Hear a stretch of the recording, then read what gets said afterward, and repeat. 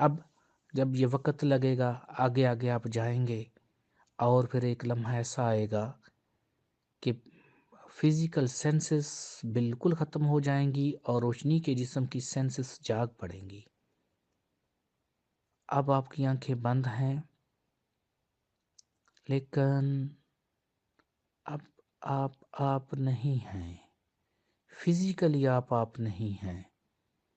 اب وہ جو انرجی، وہ روح جو آپ کے اندر چل رہی ہے، وہ ظاہر ہے آپ پر۔ اب مٹی کا جسم کی خودی ختم ہو گئی، یہ بے خودی میں چلا گیا، اور روشنی کے جسم کی سینس جاگ پڑی، اس کا شعور جاگ پڑا، اب یہ خودی ہو گئی۔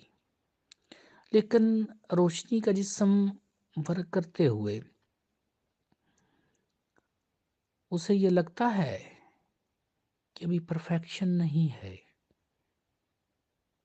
میں جو روشنی کا جسم ہوں، میری ایک الگ ماہیت ہے، میری ایک کیفیت ہے، میں پھر کیا ہوں؟ ابھی جب آپ فزیکل جسم میں سوچتے ہیں، اور لوگوں کو سوچنا چاہیے، آپ لوگ پڑھتے ہیں، میں بار بار سمجھا رہا ہوں، آپ لوگ پڑھتے ہیں آمنوا بالغیب، غیب پر ایمان لاؤ، اور ایمان تب تک پرفیکشن میں نہیں آتا جب تک اقرار باللسان نہ ہو اور تصدیق بالقلب نہ ہو۔ یہاں آپ نے اقرار کیا ہے کہ میرے اندر روح ہے، لیکن اس روح کی آپ کو کوئی تصدیق نہیں ہے، اس روح کا آپ کو مشاہدہ نہیں ہے۔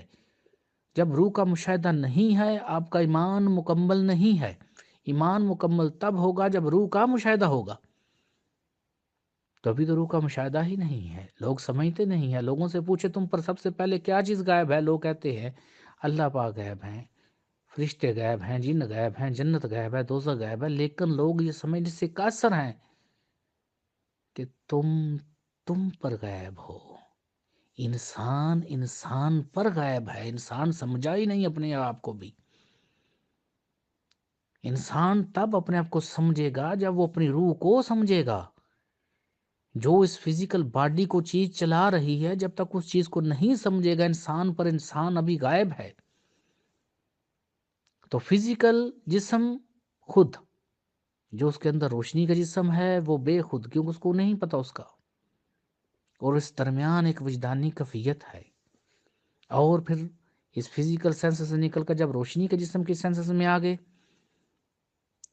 اب روشنی کا جسم پھر محتاج ہے کہ آخر میں کیا ہوں؟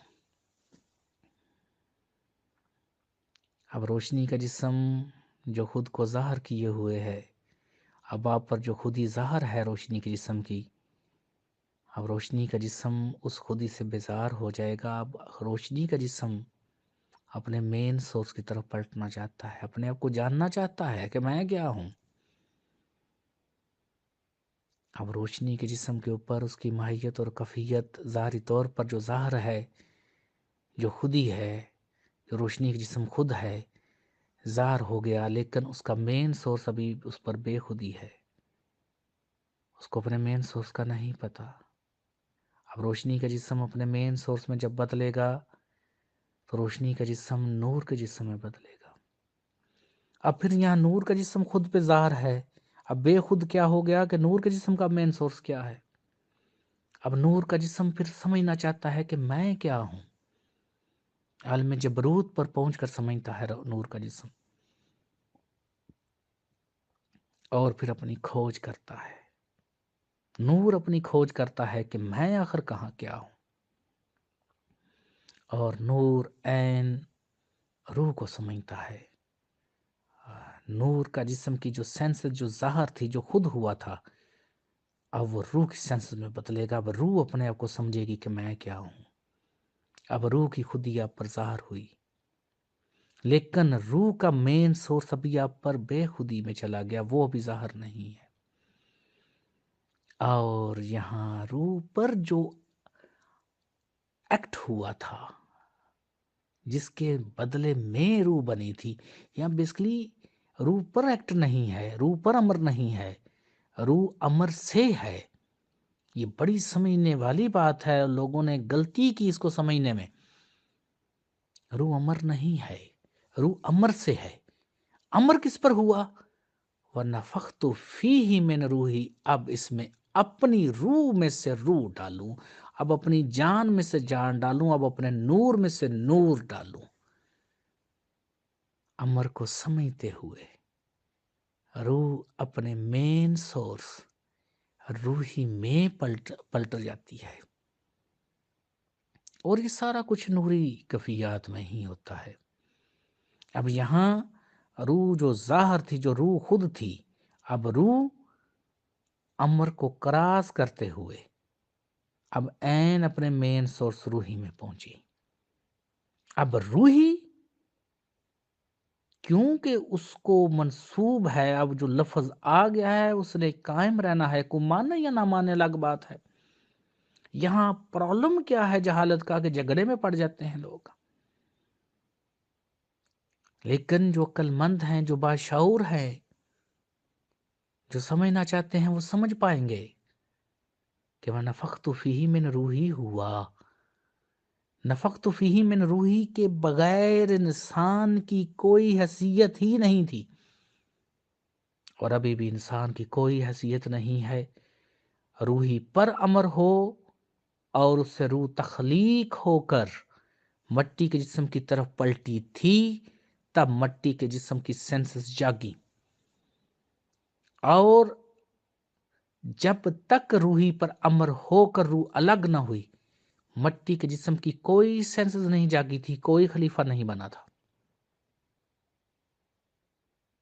کیا کوئی خلیفہ تھا آپ سے پہلے؟ نہیں تھا۔ کیا کسی کو آفر ہوئی کہ خلیفہ بنو؟ نہیں ہوئی۔ کیوں نہیں ہوئی؟ یہی تو ساری کہانی ہے بوجھنے والی، اسی کو تو سمجھنا ہے۔ آپ آئے ہی اس لیے ہیں، مگر نہ تم لوگ کھانا کھاتے ہو، جانور بھی کھانا کھاتے ہیں، تمہارے بیوی بچے ہوں گے، جانور کے بھی بیوی بچے ہوتے ہیں، تم بھی اپنے بچے پالتے ہو، جانور بھی اپنے بچے پالتے ہیں، تو فرق کیا رہا؟ تم بھی مر جاؤ گے، جانور بھی مر جائیں گے، فرق کیا رہا؟ تم جو اگر یہ فخر کرو کہ تم کوئی بڑی تسبیح کرتے ہو، تو کائنات کی ایسی کون سی چیز ہے جو تسبیح نہیں کرتی؟ اس خالق ازل کی ہر چیز تسبیح کرتی ہے۔ اس خالق ازل کو خالق ازل رہنا ہے۔ اس نے جب اپنا تعارف کروایا ہے تو یہ تعارف کروایا ہے لیسا کمثلہ، اس کی مثال کوئی نہیں ہے۔ میں آڈیو سنتا ہوں، لوگوں کی باتیں سنتا ہوں، حیران ہو جاتا ہوں جب لوگ حقیقی باتوں کو اپنے معنی دینا شروع کرتے ہیں۔ بھئی تم کو نہیں سمجھ آئی تو کسی اہل علم سے پوچھ لو، لیکن لوگ پوچھنا نہیں چاہتے، توہین محسوس کرتے ہیں، جبکہ اللہ پاک نے خود کہا کہ اگر تم رحمان کی شان جاننا چاہتے ہو تو کسی اہل علم سے پوچھو جس نے اس شان کو دیکھا ہے۔ لوگ جو ایک کنسپٹ بنا دیتے ہیں خدا کا، وہ اپنے ذہنوں کی ان کی ایک سوچ ہے۔ اگر تمہارے ذہنوں میں بھی کسی طرح وہ آ جائے، نور ازل کا نقشہ کسی طرح بھی آ جائے، تو نور ازل پھر محدود، اور لا محدود کبھی محدود نہیں ہو سکتا۔ لا محدود کسی لفظ میں، کسی سوچ میں، کسی خیال میں نہیں آ سکتا۔ لا محدود کو لا محدود رہنا ہے۔ جب اس نے اپنا تعارف کروا دیا ہے لیسا کمثلہ، اس کی مثال کوئی نہیں، تب تم انسان اس کی مثال دیتے کیوں ہو؟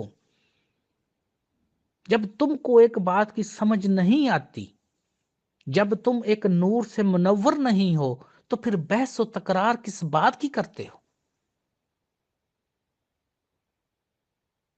پرابلم پھر وہی جہالت، لوگوں کی جہالت، کہ اپنی جہالت میں ڈوبے ہوئے ہیں اور اپنی جہالت سے نکلنا بھی نہیں چاہتے۔